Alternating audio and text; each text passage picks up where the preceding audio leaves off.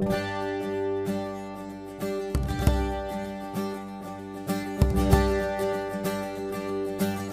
искам да играя кралица. Елементарно, глупаво и скучно. Ти намираш се пред кралят на Азириот. Кралят? Искам да те разгледам. Къде? Стража! В отчаянието си ние дадохме обет да направим крал. Или кралица. Тогава, когато пръв намерим сутринта пред портите на града. Кралица?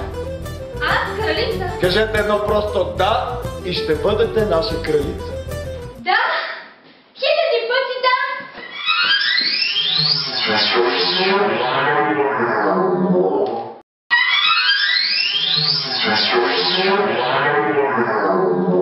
Шах и мат.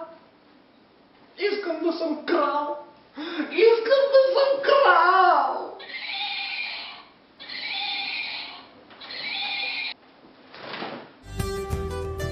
Аз съм кралицата на Азириот!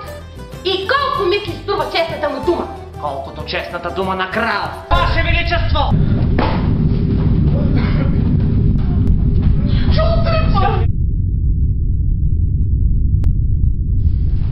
Слушай, чудовище! Кралят на Азириот! Съм аз! Не, чудовище!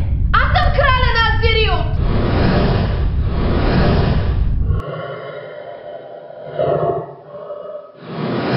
Дъхнах със своя убийствен дъх. Извинете. Аз съм краля! Аз съм министър! Аз съм магиосника! Аз съм Мартин Властанов и играя Азириел. Моето име е Симеон и играя ролята на Джаспър.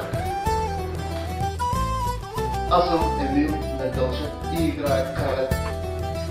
Аз съм Елена Валентин и играя кралицата. Аз съм Мария Генова и играя ролята на Никодим. Сега аз съм кралят на Азириот. Чулдрипа ме призна за такъв. Аз съм Ивана Стоянова и играя ролята на Никодим. Аз съм кралят. Аз съм истинският крал. Аз съм кралят! Сега аз съм кралят! Аз съм истинският крал. Аз съм кралицата! Аз съм кралят. Сега аз съм кралят! Стоп! Аз съм истинският крал. Шегувам се. Аз съм режисьорът Димитър Димитров. Гледайте! Леле!